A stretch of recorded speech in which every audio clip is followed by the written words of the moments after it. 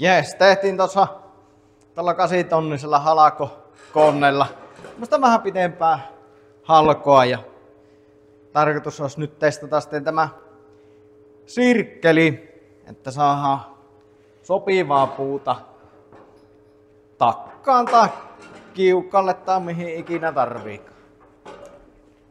Elikkäs puu syötetään täältä. Täällä on sitten tämmönen säädettävä stopperi, niin voi säätää sitten tuo haluamansa halon pituuden kohilleen. Itessään tulee tänne laitteen taakse, niin tulee jatkojohto. Ja tässä on sitten ihan on-off kytkin.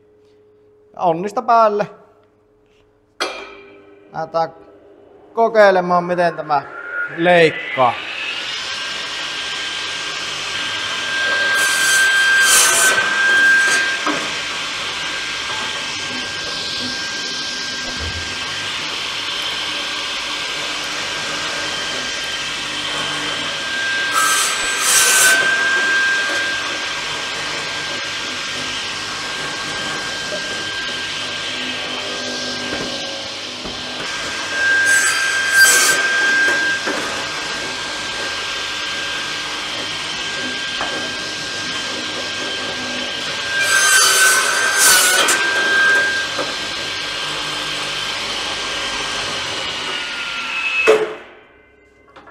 Yes. Semmonen oli tämä sirkkeli. Tää on tosiaan 14 sentin puu mahtuu tähän näin.